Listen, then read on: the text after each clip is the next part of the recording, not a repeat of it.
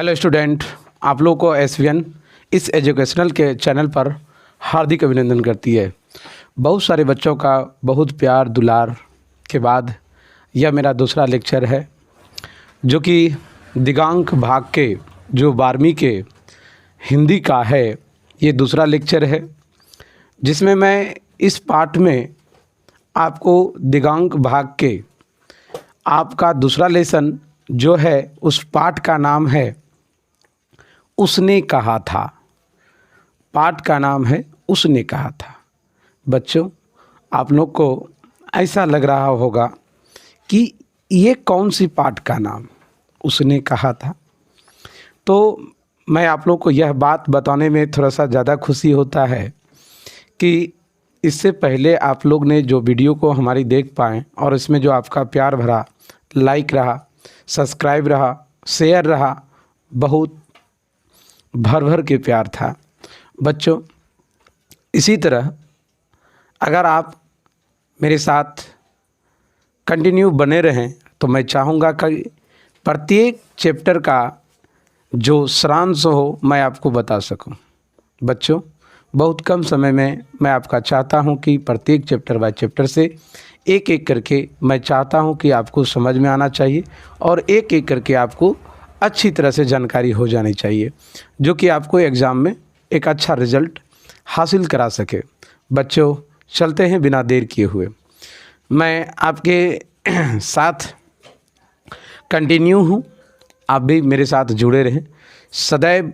अगर हम दोनों का एक अच्छा सा एक गुरु और एक शिष्य का जो स्नेही हो वह सदैव रहे और आप हमारी इस वीडियो को एक अच्छी ढंग से सुने, जाने, आपको बहुत सुंदर अच्छा लगेगा इस कहानी को। ये कहानी है उसने कहा था, जो कि आपका मन मोह लेगा। ये कहानी एक इसके आधारित में एक मूवी भी बन गया था, ठीक है। वह मूवी भी है उसने कहा था, लेकिन उसमें से आपको मैं इस सब को इतना 2.5 घंटा मूवी देखने से अच्छा है कि 10 मिनट में मैं पूरा चीज़ को जान लूँ। मैं आप लोगों के बीच बहुत छोटे से समय के अंतराल में इस कहानियों को समझाने वाला हूँ, ठीक है। तो बच्चों, मैं चलता हूँ कि सबसे पहले बिना लेट किए हुए आप लोगों के बीच मैं उपस्थित हूँ, जो कि चैप्टर का नाम होगा उसने कहा था। और यह आपका दिगांक हिंदी का 12वीं क्लास की दूसरा लेसन होगा। तो इस पाठ का नाम है उसने कहा था। उसने कहा था कि जो लेखक हैं वह लेखक हैं चंद्रधर शर्मा गुलेरी। क्या नाम है? चंद्रधर शर्मा गुलेरी। तो आप इसको कैसे याद कीजिएगा सर? उसने कहा था, किसने कहा था? तो चंद्रधर शर्मा गुलेरी जी ने कहा था। ऐसे याद रखिएगा तो आप नहीं भूलिएगा। इस पाठ में आप इसी चीज़ को जानेंगे और अच्छी तरह से आप समझेंगे कि इस पाठ का नाम क्या था, उसने कहा था। और राइटर कौन है, लेखक कौन है? तो लेखक हैं इनके चंद्रधर शर्मा गुलेरी जी। चलिए बच्चों, आगे चलते हैं। बात आता है, सबसे पहले हम लोग चंद्रधर शर्मा गुलेरी जी का हम लोग अपना सेल्फ इंट्रोडक्शन से परिचित होंगे। तो गुलेरी साहब का जन्म जो हुआ था ये 7 जुलाई को, याद रखिएगा, 7 जुलाई को 1883 ईस्वी को। कब हुआ था कि जन्म 7 जुलाई 1883 ईस्वी को इनका जन्म हुआ था। किसका? गुलेरी साहब का। और मृत्यु जो हुआ था यह 12 सितंबर 1922 ईस्वी को। याद रहा? मैं बता दूं बच्चों, याद रखना ईस्वी जो है बहुत आसान है, लेकिन बच्चों कहना इतना आसान समझता है कि आसान है, आसान है नहीं। लेकिन सोचिए कैसे आसान होता है।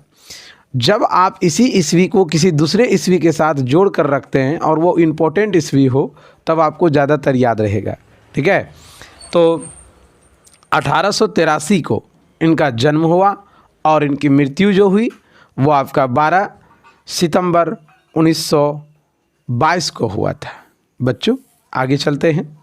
इनका जन्म कहाँ हुआ था? तो इनका जन्म जो हुआ था राजस्थान, जयपुर है ना, जयपुर, जयपुर के राजस्थान में इनका जन्म हुआ था। ये रहने वाले कहाँ के थे, मतलब मूल इसका निवासी कहाँ के थे, मूल निवासी कहाँ के थे? तो मूल निवासी जो थे ये एक गुलेरी नामक का गांव था। गुलेरी नामक का एक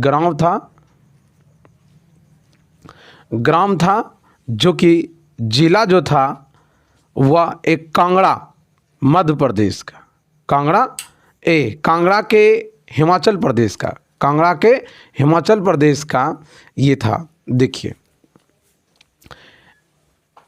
बच्चों, मैं बता दूं कि देखो होता क्या है, आप लोग जितना आसान से समझते हैं और जानते हैं और जानना चाहते हैं उतना ही आसान है, बशर्ते थोड़ा सा आपका और प्यार चाहिए। बच्चों आप थोड़ा ज़्यादा मेहनत करेंगे तो ज़्यादा ही आपका रिजल्ट शो होगा और समझ में आएगा। देखिए क्या हुआ कि गुलेरी साहब जो थे, इनका जो जन्म स्थान सबसे पहले हम लोग देखिए, ये स्थान था जयपुर। कहाँ थे? जयपुर। और कहाँ के? राजस्थान के जयपुर में ये इनका जन्म स्थान था। और ये मूल निवासी जो थे ये गुलेरी नामक गांव था और उसी में जिला का नाम था कांगड़ा।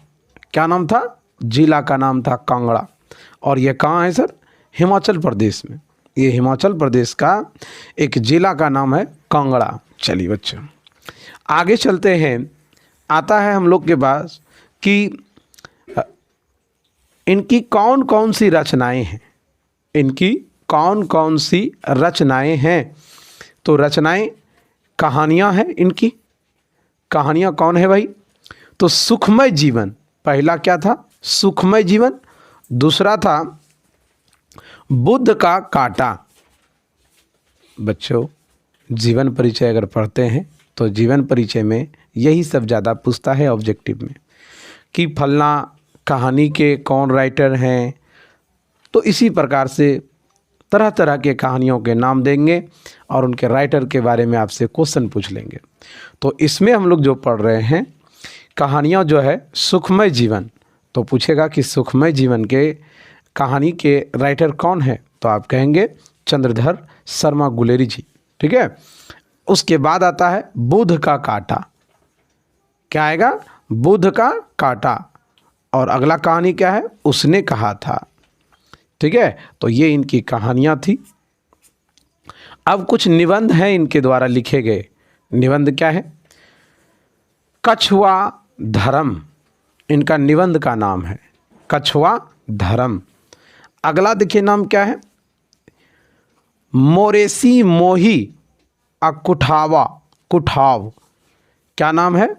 कि मोरेसी मोही कुठाव, इसका क्या है? निबंध का नाम।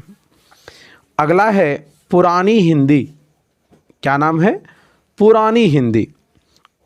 और भारतवर्ष डिंगल संस्कृत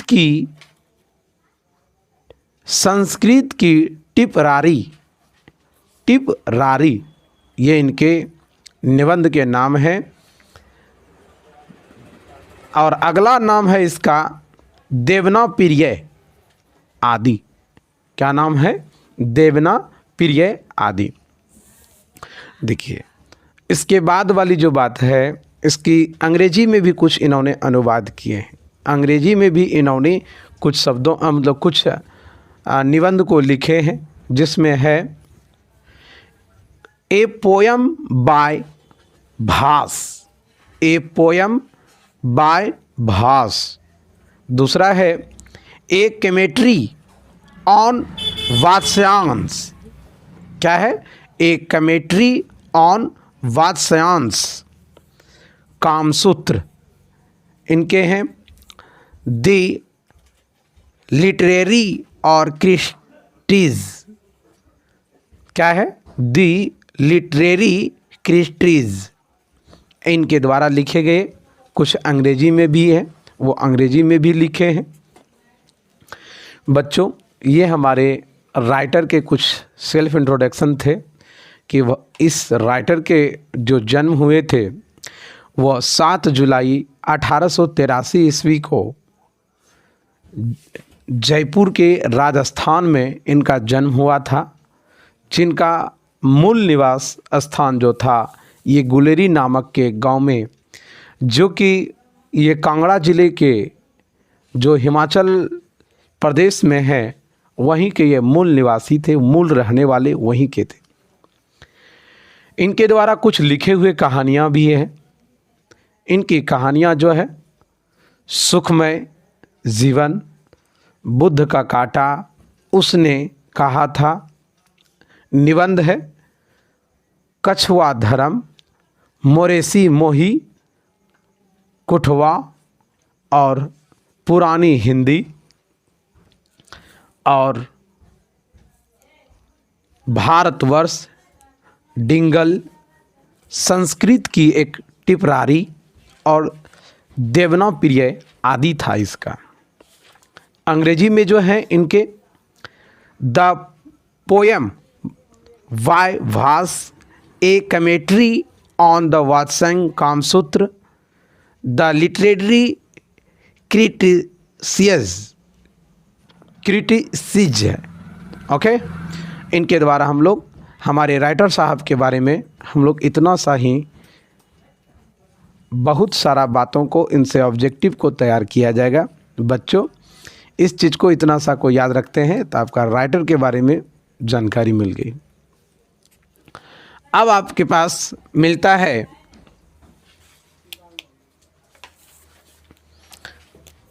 उसने कहा था कहानी का सारांश, जो कि कहानी है।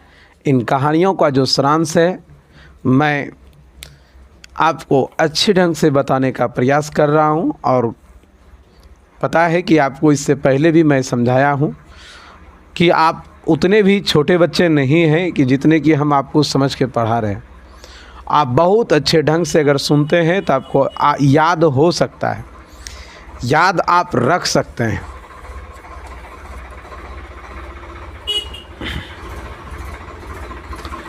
चलिए हम लोग चलते हैं कि उसने कहा था कहानी का सारांश को जानते हैं और अच्छे ढंग से सुनेंगे। जानते हम हैं और सुनाएंगे हम, ठीक है। जान हम रहे और आपको सुना रहे। देखिए, उसने कहा था कहानी का एक शीर्षक है। ये कहानी का जो हेडिंग होता है, जो आप अध्याय में लिखते हैं, ये कौन सी अध्याय है, वह पाठ का नाम है, शीर्षक का नाम है बच्चों, जिनके राइटर हैं चंद्रधर शर्मा गुलेरी जी। इनके द्वारा लिखी गई एक अमर रचना है। अमर रचना कि गुलेरी साहब का निधन तो हो गए 12 सितंबर 1922 ईस्वी को देहांत तो हो गए, लेकिन इनकी लिखी हुई ये जो कहानियाँ हैं वह अभी भी अमर है, कि मर करके भी यह नहीं मरा है, इसलिए अमर है। लिखने वाले हमारे राइटर साहब चले गए, लेकिन इनके द्वारा लिखे गए जो लेखनी है वो अभी भी अमरता है। तो यह बात को हमने जाना कि वह अमर है, जिसकी शुरुआत अमृतसर में, जिनकी ये कहानी की जो शुरुआत है एक अमृतसर के भीड़ भरे बाज़ार से शुरू होती है। ये कहानी का जो शुरू स्टार्ट हो गया है, यह कहानी जो है एक अमृतसर के एक बाज़ार से है, एक शहर से है, बाज़ार से है, जहां 12 वर्ष की लड़का और एक 8 वर्ष की लड़की को तांगे के नीचे आने से बचाता है। कहानी बहुत मनोरंजन के साथ साथ और बहुत रोचक और एक मार्मिक है, जो कि आपको समझ में आएगा ये कहानी किस ओर की ओर ले जाएगा। देखिए क्या है कि यह जो कहानी है एक अमृतसर के एक बाज़ार से है, जिसमें कि 8 साल का एक लड़का है, जो नहीं 12 साल का एक लड़का है, जहां 12 वर्ष का लड़का है और 8 साल की एक लड़की है। और यह तांगे आप जानते हैं ना, जिसको टमटम कहते हैं, वो टमटम के नीचे से जो आ गई थी, वो लड़का ने उसे बचाया था उस टमटम के नीचे से दबने से। लड़का लड़की से पूछता है, क्या तेरी मंगनी हो गई है क्या? जिसमें इसी तरह का वार्तालाप रोज का रोज साहूकार के यहाँ, दुकानदार के यहाँ वह जब कभी आते थे तो अकस्मात कभी कभी मिलन हो जाता था, एक दूसरे से मुलाकात होती थी। और इसी मुलाकात के वक्त एक दूसरे से वार्तालाप जब होता था तो इस वार्तालाप ने 12 साल का लड़का ने 8 साल की लड़की से या कभी कभी उससे पूछ लेता था मजाक में, मजाक कहिए या सीरियस कहिए, वह पूछ लेता था, क्या तुम्हारी मंगनी अर्थात तेरी कुरमुड़ाई हो गई थी क्या, हो गई है क्या? इसी तरह कहते उसे लड़के ने बार बार उसको इस बात को तंग करते रहता था। लड़की ने बस एक ही शब्द उसके मुंह से निकलता था, धत कह करके वह भाग जाती थी। वह लड़की धत कह करके भाग जाती थी। दोनों बाजार में अक्सर कभी सब्जी के दुकान पे तो कभी दूध वाले के यहाँ, कहीं और कहीं बार बार आपस में कहीं ना कहीं उसे अकस्मात इतने बड़े शहर में मुलाकात हो जाना बार बार, तो वह हर बात एक ही व्यक्तियों से जब मुलाकात होता है तो एक बात करने की जो सिला है वो थोड़ा सा बढ़ जाता है। वह उससे कभी दुकान पर तो कभी सब्जी वाले के यहाँ, कभी दूध वाले के यहाँ उससे मुलाकात हो जाना वह एक संयोग समझता था और उससे एक ही प्रश्न पूछता था कि तेरी कुरमुड़ाई हो गई है क्या, अर्थात तेरी मंगनी हो गई है क्या, तेरी मंगनी हो गई है क्या, उससे यह प्रश्न पूछते रहता था। कुछ समय तक इसी तरह का समय बीतता गया, चलता गया। पुनः जब लड़का उससे पूछता है कि वही प्रश्न को वह पुनः दोहराती है, कुरमुड़ाई हो गई क्या। जब बहुत दिनों के बाद जब उससे पुनः जो मुलाकात होता है तब उससे पुनः वही प्रश्न को वह रिपीट करता है, क्या तुम्हारी मंगनी हो गया है क्या, कुरमुड़ाई हो गया है क्या। तब वह लड़का मतलब इस तरह का क्वेश्चन को पूछते हुए लड़का कुछ उदास हो जाता है और उदास होकर के इस प्रश्न को वह पूछता है। तब देखिए क्या होता है, बस लड़की ने क्या कह देता है इसके जवाब में, हाँ मेरी कुरमुड़ाई हो गई है, मेरी मंगनी हो गई है। तब इस घटना के बाद वह लड़का इतना उदास सा हो जाता है, इतना सैड सा रहने लगता है, इतना मायूस हो जाता है और वह अपने उसी रास्ते से जैसे आने लगते हैं तो सब्जी वाले का ठेला उल्टा देता है, तो दूध वाले का कंटर उल्टा देता है, दूध का वो टोपिया उल्टा देता है। विभिन्न प्रकार के शरारत जो माथे पर एक सवार उदासी को लेकर के जैसे वो मार्केट से आने लगता है, उसके मन मस्तक में बस एक ही सा कि उसको एक सैड सा रहने का एक फीलिंग होने लगा और वह किसी जो भी कुछ आते थे उसको क्या करते थे, शरारत अर्थात उसका कुछ ना कुछ गिरा देते थे। सब्जी वाला का ठेला उल्टा देना, दूध वाले का दूध का साइकिल उल्टा देना, दुकान वाले के पास जाकर के उसका कुछ से कुछ कर देना, इस तरह का उनका शरारत बढ़ता गया। इस घटना के बाद वह लड़का आगे चल कर के सेना में भर्ती हो जाता है। यह लड़का आगे चल कर के ये सिपाही बन जाते हैं और अंग्रेज की ओर से यह फ्रांस में लड़ने के लिए चले जाता है। अंग्रेज की ओर से यह फ्रांस में लड़ने चला जाता है और सेना में सूबेदार हजारा सिंह और जमादार लहना सिंह, वजीरा सिंह और बोधा सिंह के बीच प्रेम का जो सौंदर्य और मस्ती की एक चर्चा चलती है और बोधा सिंह बीमार हो जाता है। बोधा सिंह जो होता है इसी में बीमार हो जाता है और लहना सिंह उसका पूरा ख्याल रखता है। देखिए जब इसमें सूबेदार हजारा सिंह, जमादार लहना सिंह, वजीरा सिंह और बोधा सिंह के बीच जो प्रेम का सौंदर्य रहा, जब सिपाही में भर्ती हुए, तब वह सिपाही में भर्ती होने के बाद जब वहाँ फ्रांस के जब लड़ाई चल रही थी, उस बॉर्डर पर आपस में जो संयमता रही, दोनों के साथ जो प्रेम रहा, वही प्रेमता को वो बरकरार बना कर रखे। और बोधा सिंह जो बीमार रहा, बोधा सिंह जो बीमार हुए, उनका लहना सिंह ने पूरा ख्याल रखा। एक बार की बात है, इसमें एक बार की बात है, जब लहना सिंह सूबेदार हजारा सिंह के घर घूमने जाते हैं। एक बार की बात है, जब लहना सिंह सूबेदार हजारा सिंह के घर घूमने जाते हैं, तो सूबेदार की जो पत्नी है वह पहचान जाती है, और सूबेदार की जो पत्नी है वह पहचान जाती है कि वह वही लड़का है जो बचपन में मुझे पूछा करता था कि तेरी कुरमुराई हो गई है क्या। समझ में आया कि यह जो सूबेदार की जो पत्नी थी, जो कि बहुत वर्ष पहले जो लड़का उससे अमृतसर के बाज़ारों में मिला करते थे और उसके जो तांगे से दबने से जो बचाया था, वही लड़का है।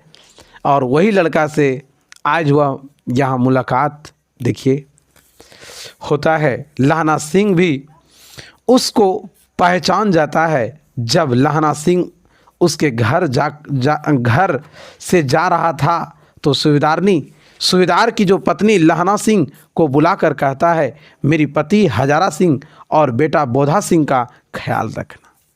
देखो कितना ज़बरदस्त बात रहा, यह और बात कहाँ से कहाँ आ गया कि जिस प्रकार सूबेदारनी यहाँ पर बता रहे हैं, यहाँ का सूबेदार की जो पत्नी है, उसको सूबेदारनी के नाम से हम लोग जानेंगे। सूबेदार की जो पत्नी है वह हजारा सिंह उसके पति है और बोधा सिंह उसका बेटा है। और लहना सिंह जो है, जो बचपन में, जो कि 12 साल की उम्र में एक लड़की जिसको सूबेदारनी के नाम से जान रहे हैं अभी, उसी सूबेदारनी से जब मिलता था तो आपस में वार्तालाप, थोड़ा सा उससे कुछ कहना, बातें करना, इस तरह का बात आगे की ओर बढ़ाना। और आज यह बात देखिए कहाँ आ गया, जिस प्रकार बचपन में उसे एक तांगे से होकर के दबने से बचाया गया था, और आज वह किस चीज़ का मांग करता है। कहता है कि जिस प्रकार तुमने मुझे बचपन में अपने तांगे से दबने से बचाया था, जिस समय मैं खुद अकेली थी, तब आपने इतना हमारी हिफाजत किए, और आज मैं अकेला नहीं हूँ। आज मेरा मांग का ख्याल रखना, मेरी आंचल का ख्याल रखना, और मैं अब अकेला नहीं हूँ, मुझे एक पति है और मुझे भी एक पुत्र है। इसे थोड़ा दिमाग में रखना। जाते हो तो ठीक है, लेकिन जाने से पहले मेरा एक बात ख्याल रखना कि आप अपने सीने पर गोली खा लेना, लेकिन मेरे हजारा सिंह को कुछ नहीं होने देना, मेरा बेटा को कुछ नहीं होने देना। तो मेरे पति हजारा सिंह और मेरा बेटा जो है बोधा सिंह का ख्याल रखना। जाते हो जाओ। इंग्लैंड की ओर से सूबेदार हजारा सिंह और बेटा बोधा सिंह का दोस्त वजीरा सिंह लहना सिंह के सभी लड़ने जाते हैं। जर्मनी की सेना ने उन लोगों पर हमला कर देता है। जर्मनी की सेना ने इन लोगों पर हमला कर देता है। लहना सिंह अपने जान पर खेल करके जर्मन के सैनिकों को हरा देता है। क्या हुआ? लहना सिंह ने अपने जान के दम पर अपनी रगों में जो भी रवानियाँ थी, उन रवानियों के साथ जर्मनों का क्या किया, छक्के छुड़ा दिए और अपने जान पर खेलकर जर्मन के सैनिकों को हरा दिया और लोगों की रक्षा किया। किसका? इन हजारा सिंह और बोधा सिंह का रक्षा किया और युद्ध के दौरान हजारा सिंह, लहना सिंह और बोधा सिंह घायल हो जाते हैं।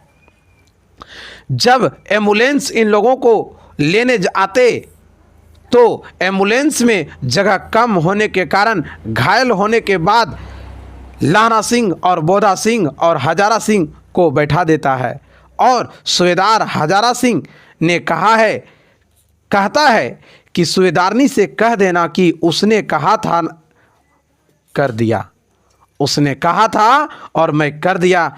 अगली सुबह जब अखबार में लोग पढ़ते हैं तो सिख राइफल जमादार हजारा सिंह जो कि घावों से मर जाता है। और ये जो हमारा राइफलधारी कौन थे? राइफलधारी लहना सिंह, ये 77 नंबर जो गोलियों का जो राइफल का जो क्रम होता है वो 77 नंबर राइफल के धारी थे और यह घायल होकर के मर जाता है। देखिए, अब थोड़ा मेरे से समझिए, थोड़ा सा सुनिए, थोड़ा सा बातों को। जब इसी का बात का सिलसिला आगे की ओर बढ़ा और यह बात जब सिपाही के बाद वाली बात रही, सिपाही के बाद इनका दोस्ती वजीरा सिंह और इसके साथ बोधा सिंह और ये लहना सिंह जो थे, इन सभी का एक तरह से दोस्त के तरह हो गया था। और दोस्त के यहाँ जब गए तो वहाँ देखा कि सूबेदारनी जो थी वह वही सूबेदारनी थी जिससे कि बचपन में से आपस में वार्तालाप होता रहता था और जिस समय उसे घोड़े से बचाया था वह प्यार भरा जो समय रहा, उसी समय को उन्होंने पुनः अपील करते हुए कहा कि जिस प्रकार मुझे एक तांगे से बचाए थे, मैं अकेली थी तो आप मुझे बचाए थे, आज हम पति है और बेटे हैं, इनका भी ख्याल रखना, मेरी मांग का ख्याल रखना, मेरा आंचल का ख्याल रखना। इन्हीं ख्यालों को रखते हुए लहना सिंह ने आगे जब सभी सैनिक जर्मन और फ्रांस के बीच युद्ध जो चल रहे थे, इन्हीं युद्ध में जाकर के वह जब जाते हैं तो जर्मन के सैनिकों ने युद्ध के दौरान अंधाधुंध गोलियां चलाई जिनसे कि लहना सिंह और हमारे इसके साथ जो जितने भी सैनिक थे वो सैनिक भी कुछ घायल हुए। उनको लेने के लिए एम्बुलेंस आए हुए थे और इन्हीं एम्बुलेंस में कुछ जगह कम होने के कारण बोधा सिंह को और हजारा सिंह को एम्बुलेंस में बैठा देते हैं और उसको कह देते हैं कि आप सूबेदारनी जी को कह दीजिएगा कि आपने जो कहे थे वो पूरा करके दिया, वो आपने जो कहे थे वो कर दिया। बोला क्या कहे थे? बोला नहीं, सिर्फ उसे आप यह बात कह दीजिएगा कि आपने जो कहे थे वो कर दिया। बच्चों, मैं पूरा आशा के साथ मैं आप लोगों को बता देना चाहता हूँ कि इस कहानी का नाम उसने क्यों कहा था। उसने कहा था, इस पाठ का नाम क्या था, क्यों रखा? इसलिए रखा था कि सूबेदारनी ने लहना सिंह को कहा था कि मेरी मांग का ख्याल रखना और मेरी आंचल का ख्याल रखना। ये किसको कहा था? लहना सिंह को कहा था, जिसमें हजारा सिंह उस समय उपस्थित नहीं था। और उन्होंने कहा था कि अपने जान पर खेल कर मुझे, मेरी पति और मेरे बेटे को बचाना, इसलिए मैंने अपने जान पर खेल करके उसे बचाया है। और यह कैसे बचा है? सिर्फ अपनी पत्नी को कह देना कि उसने जो आपने जो कहे थे उसने कर दिखाया है। इसलिए इस पाठ का नाम रखा है उसने जो कहा था। ओके, तो बच्चों, बहुत सुंदर आप लोगों को लगा होगा ये कहानियों को सुनने में। मैं कुछ शब्द आप लोगों के लिए लिखा है, बहुत सुंदर से शब्दों में मैंने कुछ लिखे हैं आप लोग के लिए कि फर्क होता है खुदा और फकीर में, फर्क होता है किस्मत और लकीर में। कि फर्क होता है खुदा और फकीर में और फर्क होता है किस्मत और लकीर में। अगर कुछ चाहो और ना मिले तो समझ लेना कि कुछ अच्छा लिखा है नसीब में, कुछ अच्छा लिखा है नसीब में। बच्चों, मिलते हैं आपको अगले इसी तरह का लेक्चर, तीसरा लेक्चर में। तब तक के लिए आज मैं आप लोग से विदा लेता हूँ।